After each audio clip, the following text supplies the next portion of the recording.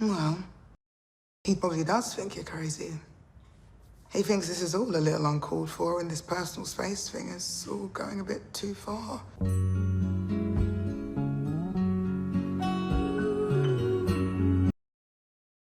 Hi, I'm Jordan Nunn, and I'm the director and writer of Sage. Sage, who is diagnosed as a psychopath or antisocial personality disorder at the age of 15, goes out on a murder spree across California seeking revenge upon the boys who assaulted her. The first half of the film, Sage is missing, her parents are grieving, her parents are trying to find her, and we kind of do a little bit of a backtrack to see her life leading up to the disappearance. However, after the assault, the audience is led to believe that the boys who actually assaulted her may have actually murdered her as well. The second half of the film, it is revealed that she may actually have disappeared herself so that she could get revenge and murder all of the boys who assaulted her. Think Gone Girl movie structure. Think first Amy is missing, and then second half of the film we see that Amy has actually orchestrated her death to make it seem like she was killed to get revenge on her cheating husband. However, the twist is, along the way, she meets two men who she manipulates into murdering with her. Along the way, she sprinkles their DNA along the crime scenes so that in the end, when she's ready to come home, she has someone to pin the murders on. However, does she get away with it? Is Sage really the hero that we want? Who knows? I guess you'll have to watch it and find out. Hi, I'm Sassy, and I'm here to talk about audience for Sage. Sage has a primary audience in mind, and that's towards these young adults. The film is appealing towards this young audience as most of our casting represents this age group, along with the instances and drama that this age group faces. These instances and drama are something that we still hear about today, and it's not taken very serious. It happens to high schoolers, college students, people in the workplace, even students younger than what we could imagine.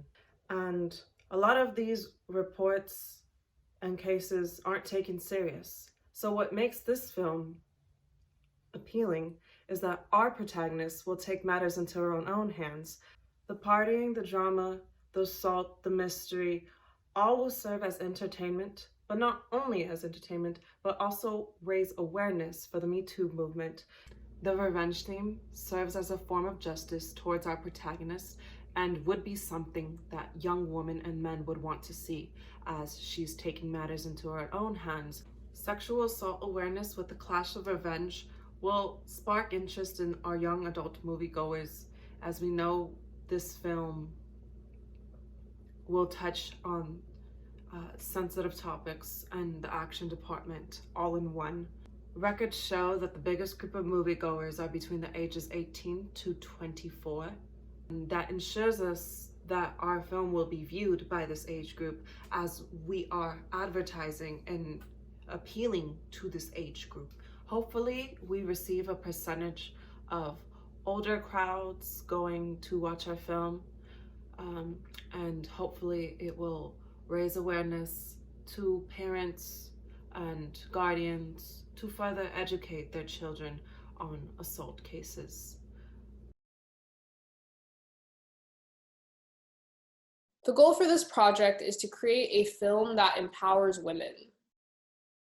This film will be feature length, and it will be in response to the Me Too movement. It's no secret that women have been assaulted, not heard, silenced, and that when assault happens, it can sometimes take away a woman's power, feeling of power.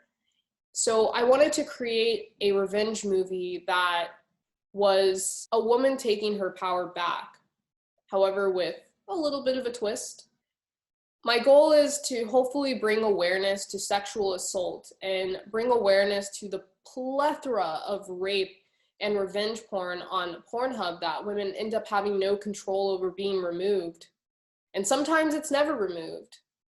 To the rape culture on college campuses and high school campuses and how young women aren't really protected. I would love to see this film screened in art house movie theaters, and eventually, if it does well, to move on to theater chains. And I would also like to sell it to Netflix and Hulu.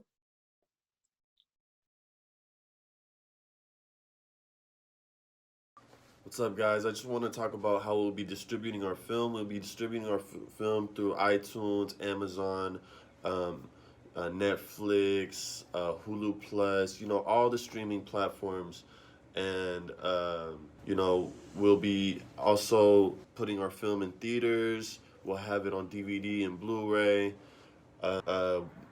We're gonna use Google Ads to distribute our film as well with YouTube. Pretty much, we're gonna we're gonna take all the routes because we just want to get as much money as we can for the film. I believe that the more ways we could distribute, the better, because we just don't want to put all our eggs in one basket. We don't want to just go on Netflix. We want to distribute in the theaters, all the streaming platforms. Like we're gonna be everywhere. We want everybody to have the ability to watch our film. We find that very important because it's just like what if someone doesn't have Netflix, or what if someone doesn't have iTunes or Apple Movies or something like that. So we just want to make sure that everybody has access to our beautiful film. And we just want people to enjoy it and, just love our film. Hey everyone, my name is Christian Smith, and I want to talk about the marketing side of Sage and the potential effect it has to attract various audiences in the market, and the ways that we can go about achieving that end. First off, I want to talk a little bit about festival options and the role Sage can possibly fill at each one in order to garner the most interest possible. So let's go into the festival stuff. Sage's identity as a low-budget indie horror thriller with its heavy social commentary lends itself well to garnering attention during festival cycles. As stated before, the message of the film separates itself from the pack of other films by offering not only entertainment, but a social cause.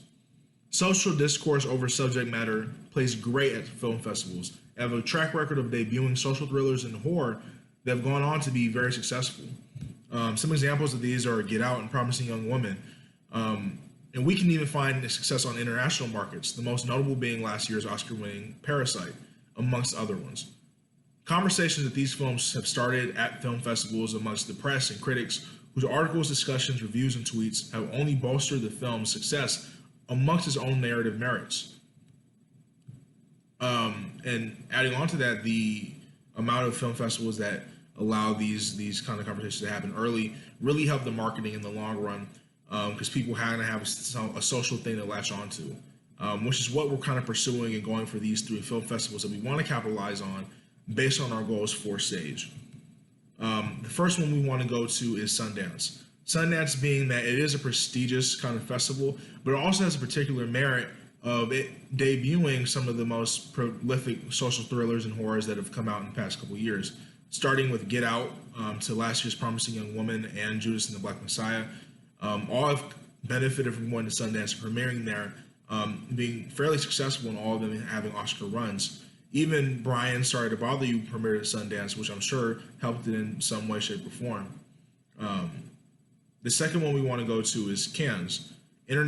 Cannes is an international market, but it kind of is in the same wheelhouse as Sundance, and it puts us in the same level where we will be competing against seasoned directors from all across the world. It would really help us not even establish a market in other places, not only, but also establish our identity amongst filmmakers as a whole across the world, which is very important in kind of deciding where we want to push the film in different areas.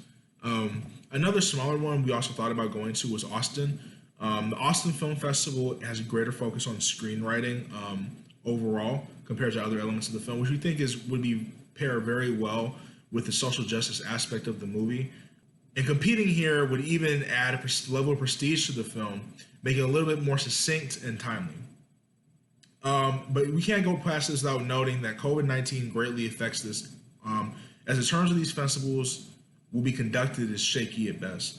As you know, as the vaccine keeps going out, it's a little hard to determine what exactly the next year is going to look like let alone the film festival. So everything is a little bit shaky. And even in the best case scenario, it is likely that various COVID measures will be put in place, and audience will be dispelled from viewing the films as previously normalized. And kind of the effect of the film festivals themselves will be determined.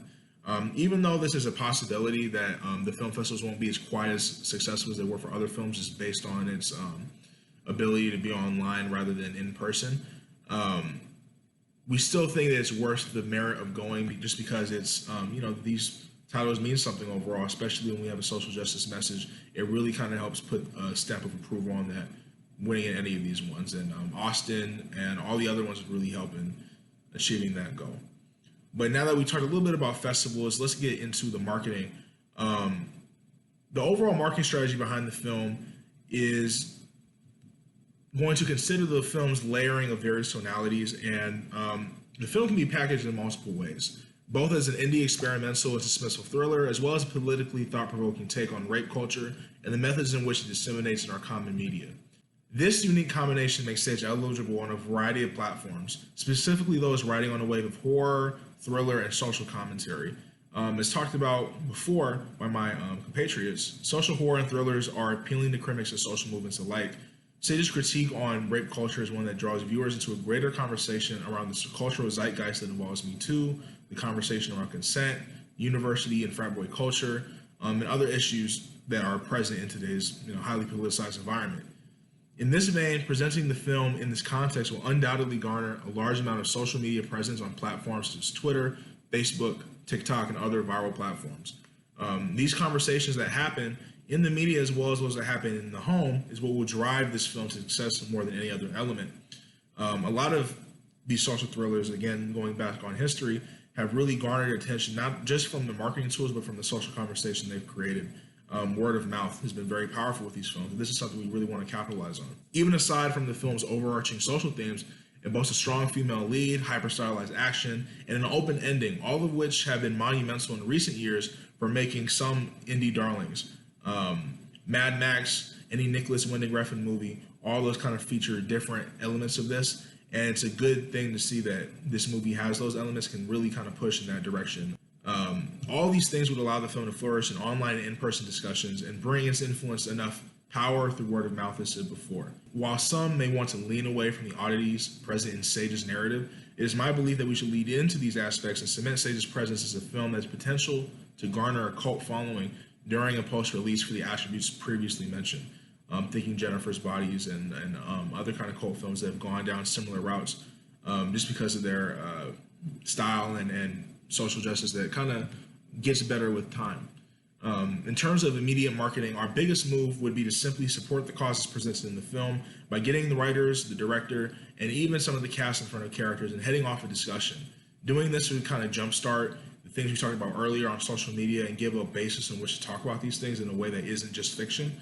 And as someone who believes in the message of the film, allowing these issues to be talked about will do well for promoting the film, as well as just doing good generally. And hopefully we can make some honest change by talking about, these, feminism and changing the culture around these certain things. Even though, the movie is fictional, we can do some real good, which is also never bad publicity for the film. So amongst those things, of course, we'll have trailers and marketing packets and all kinds of things to support the release, but really hitting on these notes of supporting Sage's message of the film and as the filmmakers is something we really want to hit on. Here to explain our publicity portion of the project. We'll set up Instagram accounts with behind the scenes footage. We'll have personal notes from the actors and crew. After our trailer and film has been out, we'll be able to elaborate more on inspiring shots and scenes. All of that can be found on our Instagram and our Facebook. We'll have tons of information listed about our cast and crew and what it took to work on this project. With our glorious cast and A-list celebrities, we would ask that we all promote the film, everyone who was involved in the project, promote something that they were working a part of, make Instagram posts, post the trailer, retweet on Twitter. Sage's social media campaign will be in charge of posting every now and then until our film is ready for release. making sure we're on billboards, we're all over Instagram, we're on sponsored posts, we're on sponsored posts on Facebook, sponsored commercials. Since our film does revolve around the young adult era, we hope to catch the eye of many universities and college students, and hope that these universities and education systems take influence of the film and what's going on. So the way we'll be using the internet to get the movie to the audience is that we'll be using film reviewers to review our film and promote our movie. We will also be using social media. We'll be hiring influencers to promote our film as well. We will have them create campaigns for us. We're gonna be using Google Ads again as well, and we're just gonna create like advertisements, pretty much like trailers. We're gonna use trailers as well, and yeah, that's pretty much it. Thank you for listening to our presentation. I'm Jordan Nunn, and I do hope that you consider our film.